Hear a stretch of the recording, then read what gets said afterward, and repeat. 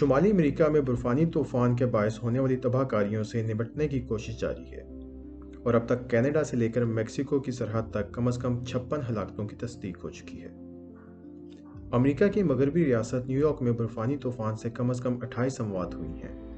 ایک سرکاری اہلکار نے کہا ہے کہ وہاں بعض لوگ 2 دن سے زیادہ عرصے سے اپنی گاڑیوں میں پھنسے ہوئے ہیں اور یہ ان کی زندگیوں کا شاید سب سے خوفناک برفانی طوفان ہے۔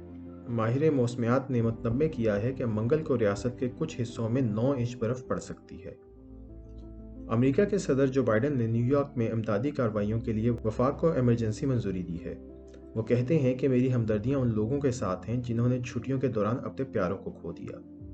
نیو یارک کے شہر بفلو میں جہاں اکثر اموات ہوئی ہیں، ایک عہدیدار کا کہنا ہے کہ ایسا طوفان زندگی میں ایک ہی بار دیکھنے کو ملتا ہے۔ انہوں نے کہا کہ طوفان سے ہونے والی تباہی تاحال تھمی نہیں۔ انہوں نے طبی حکام کے حوالے سے بتایا کہ اکثر لوگ دل کے عارضے سے ہلاک ہوئے ہیں جب وہ برف ہٹانے کی کوشش کر رہے تھے، جبکہ بعض لوگ اپنی گاڑیوں میں مردہ حالت میں پائے گئے۔ نیو یارک کے گورنر نے کہا ہے کہ یہ جنگ کے میدان میں جانے جیسا ہے۔ سڑک کنارے گاڑیوں کی حالت حیران کن ہے۔ خیال رہے کہ برف پگھلنے کے بعد گاڑیوں اور گھروں میں پھنسے مزید لوگ ملنے کا امکان ہے۔ آئندہ چند دنوں میں صورتحال بہتر ہونے کی امید ہے، تاہم حکام نے غیر ضروری سفر نہ کرنے کی تجویز دے رکھی ہے۔ برفانی طوفان سے Vermont, Ohio, Missouri, Wisconsin, Kansas اور کولوراڈو میں بھی ہلاکتیں ہوئی ہیں۔ اس کے علاوہ ریاست منیسوٹا، آئیووا، وسکونسن اور مشیگن میں بھی بے انتہا برف باری ہوئی ہے۔ امریکہ کے محکمہ موسمیات کے مطابق ریاست نیو یارک کے شہر بفلو میں حد نگاہ 0 رہی ہے۔ بفلو شہر سے تعلق رکھنے والے امریکی ریاست نیو یارک کے گورنر کیتھی ہوچل کا کہنا ہے کہ یہ برفانی طوفان بفلو شہر کی تاریخ میں بدترین طوفان کے طور پر یاد رکھا جائے گا۔ مغربی امریکی ریاست مونٹانا میں اس وقت شدید سردی ہے اور وہاں کا درجہ حرارت -50 ڈگری سینٹی گریڈ تک گر چکا ہے، جبکہ کینیڈا کے صوبے انٹاریو اور کیوبیک بھی برفانی طوفان سے شدید متاثر ہوئے ہیں۔ اس طوفان سے تقریباً 25 کروڑ افراد متاثر ہوئے ہیں۔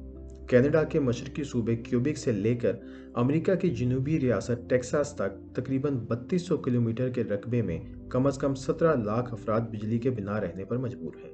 تاہم حکام کا کہنا ہے کہ برفانی طوفان نے گزشتہ چند روز سے تباہی مچا رکھی ہے اور جن علاقوں میں بجلی معطل ہوئی ہے انہیں بتدریج بحال کیا جا رہا ہے۔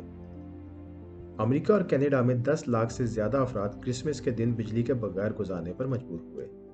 شمالی امریکہ میں جاری شدید طوفان کے باعث ہزاروں پروازیں منسوخ کر دی گئیں، جس کے باعث لاکھوں افراد کرسمس کے دن اپنے پیاروں تک نہ پہنچ سکے۔ فضا کا دباؤ انتہائی کم ہو جانے کی وجہ سے ایسا برفانی طوفان بنتا ہے جسے بمپ سائیکلون کہا جاتا ہے۔ اس کی وجہ سے شمالی امریکہ برف، تیز ہواؤں اور جما دینے والی درجہ حرارت کی لپٹ میں ہے۔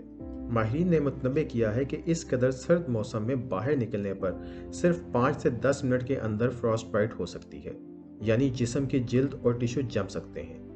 اس حالت میں سب سے زیادہ ناک اور ہاتھ پیر کی انگلیاں متاثر ہوتی ہیں۔ دراصل فراسٹ بائٹ جسم کے شدید سردی کے خلاف ایک قدرتی رد عمل ہے۔ اس کے شکار افراد میں جسم کے سب سے آخری حصوں تک خون کی روانی انتہائی کم ہو جاتی ہے۔ اس کی علامات میں ٹھنڈ سے سوجن اور درد شامل ہے۔ انتہائی درجے کے کیسز میں ٹشو ضائع ہو جاتے ہیں اور سرجری کی مدد سے انہیں جسم سے ہٹانا پڑتا ہے۔ اگر کوئی فراسٹ بائٹ سے متاثر ہوتا ہے تو اسے فوراً گرم ماحول میں لے جا کر طبی ماہرین سے رجوع کرنا چاہیے۔ ماہرین موسمیات نے سردی کے اس طوفان کو بمپ سائیکلون کا نام دیا ہے، یعنی یہ طوفان کسی دھماکے کی طرح ہے جس کی شدت مسلسل بڑھتی رہتی ہے۔ اس کی وجہ سے یہ ہوا کہ گزشتہ 24 گھنٹوں میں ہوا کا دباؤ کم از کم 24 ملی بارز تک گرا ہے۔ برفانی طوفان کے باعث کئی حادثات بھی ہوئے ہیں۔ ریاست اوہایو میں 50 گاڑیاں ایک دوسرے سے ٹکرا گئیں، جن میں 4 افراد ہلاک ہوئے۔ اس کے علاوہ 4 افراد اسی ریاست میں دیگر واقعات میں ہلاک ہوئے۔ ملک بھر میں برف ہٹانے والی مشینوں کی کمی کی وجہ سے سفری مشکلات میں اضافہ ہو رہا ہے۔ کچھ لوگوں کا کہنا ہے کہ کم اجرتیں اس کی ایک وجہ ہیں۔